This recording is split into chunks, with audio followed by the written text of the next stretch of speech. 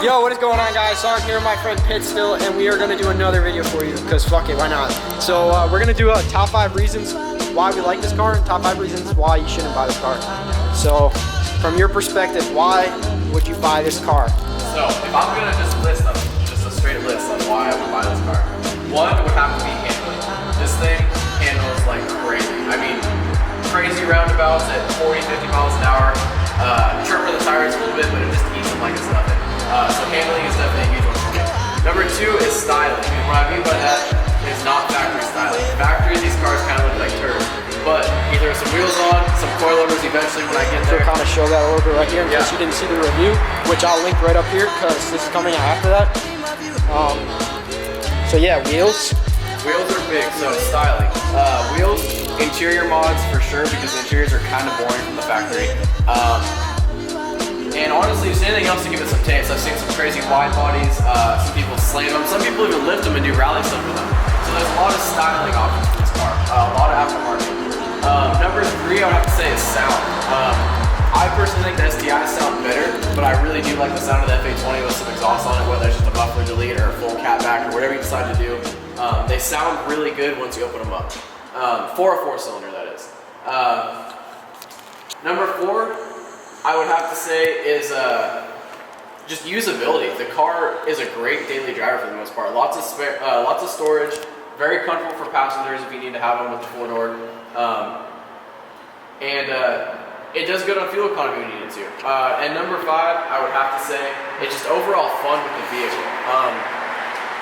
Kind of turds from the factory, but it definitely opens up once you mod it a little bit. They become very, very fun to drive, especially on twisties. Straight line speed, you're not going to beat a V8 for the most part unless you got some serious money put into it. But on the corners, man, it's just a blast. It is a very fun car to drive. I can definitely agree with that. So that was like my biggest reason. So I would say that's my number 1 reason why I would buy this car is just the handling. So going from a muscle car like that, very raw, not really made to do a lot of turns and stuff. That's straight line speed. This car is like made to do all these turns and stuff.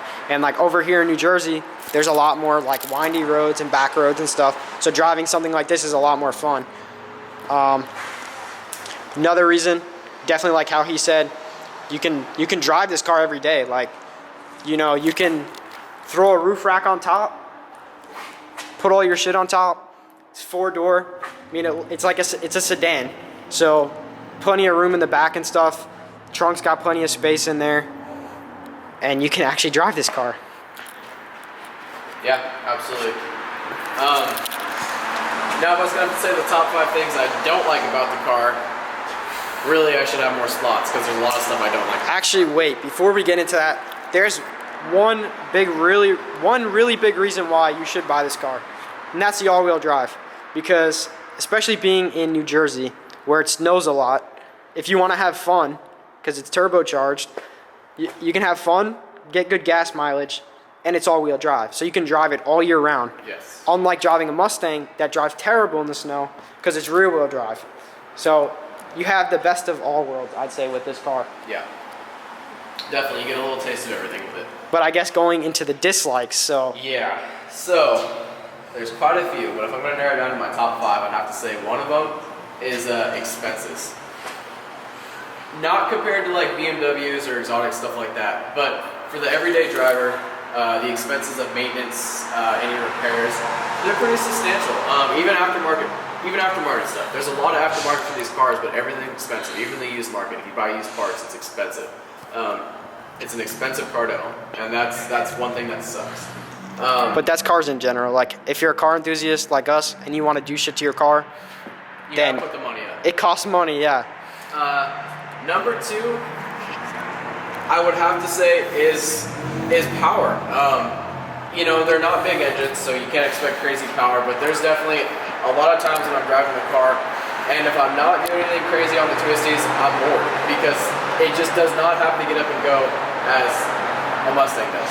That thing hits way harder than this does. It's just a different feeling. Like, it is. It's a very different feeling. But like driving something that's boosted versus naturally aspirated, like, I'd say you have to experience it to like really understand it. but it's just a really different feeling. It is a very different feeling. The power delivery is very, very different. Honestly, just because of the difference in engine sizes, but not just that, like you said, boosted, naturally aspirated, they're very different feeling. But yeah, definitely power. I wish these came with a little more power from the factory, but that can be fixed again with mods and stuff like that. Number 3, I would have to say that I dislike about the car is the transmission. That's a big one for me. The 6-speed's fun. It's a very fun car to drive with the 6-speed. However, the transmissions are not very aggressive feeling. They can't hold a lot of torque. From the factory, the shifts are very long, very loose feeling. And the transmission, it's not what it should be from the factory.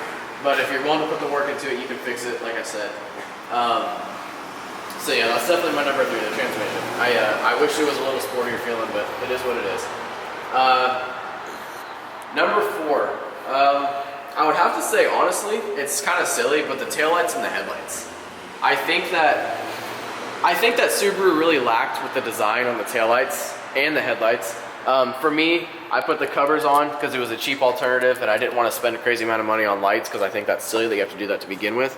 And honestly, all the lights that you buy, like most of the time, they're still red, and it's just like this little slit is just colored. Yep. That's all I've ever seen, honestly, when I've seen these. So I put that on. It helped the rear end, but the front headlights. Which I still personally think, because he's put the black gloss wheels on it, having like blacked out, I think would really make this front end look a lot better. Personally, I agree. I definitely agree.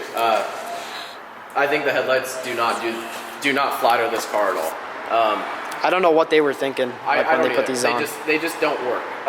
Maybe with certain colors they look a little better, but especially with the Road Rally Blue, the headlights look like garbage.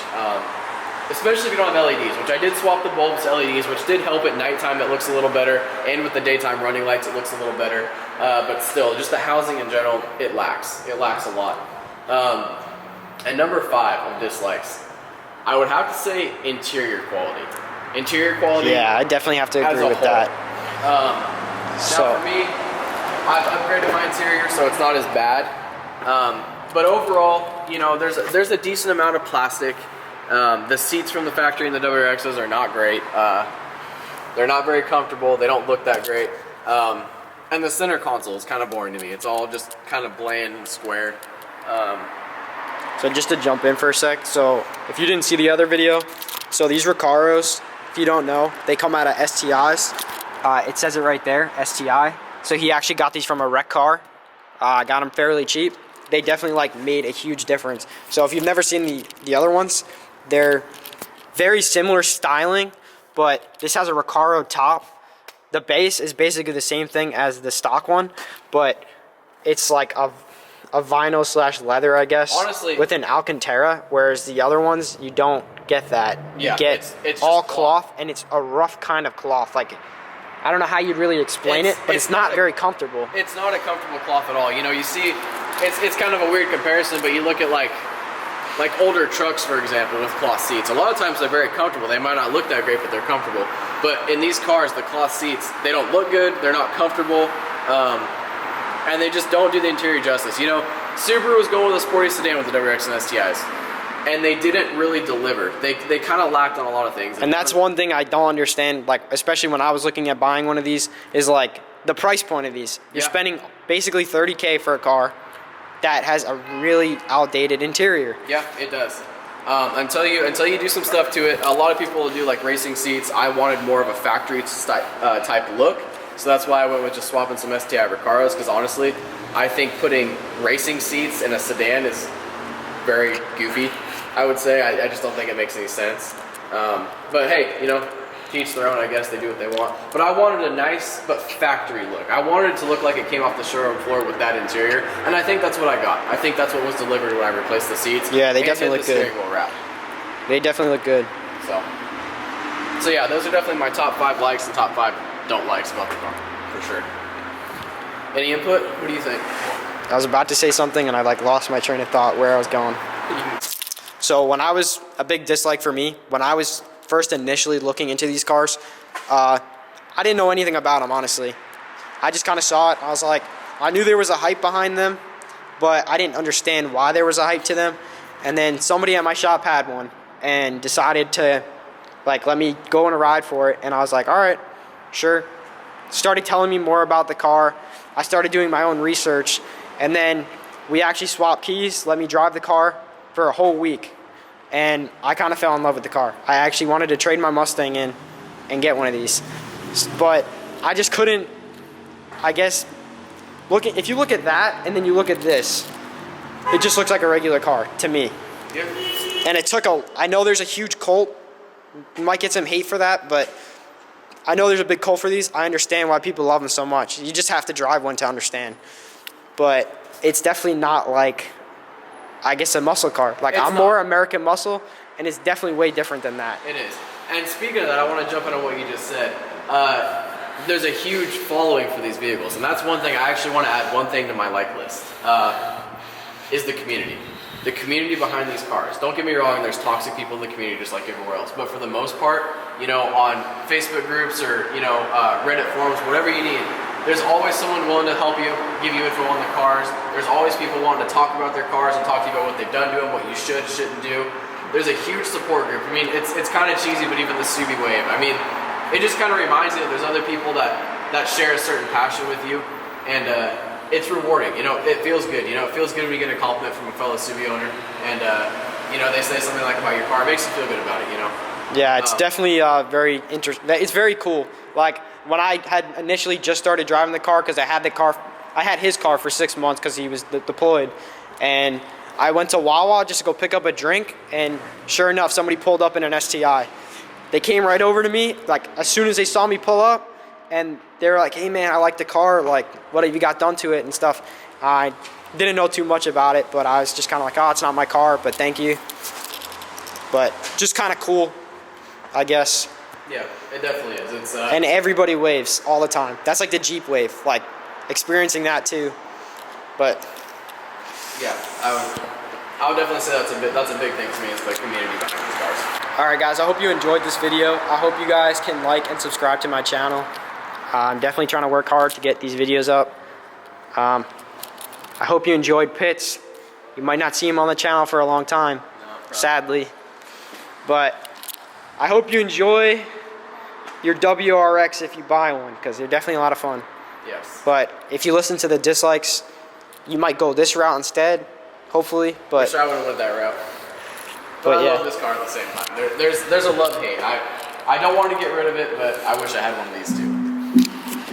But I appreciate the support, guys. I hope you can like this video and subscribe and just share it to everybody. Thanks a lot. See you later.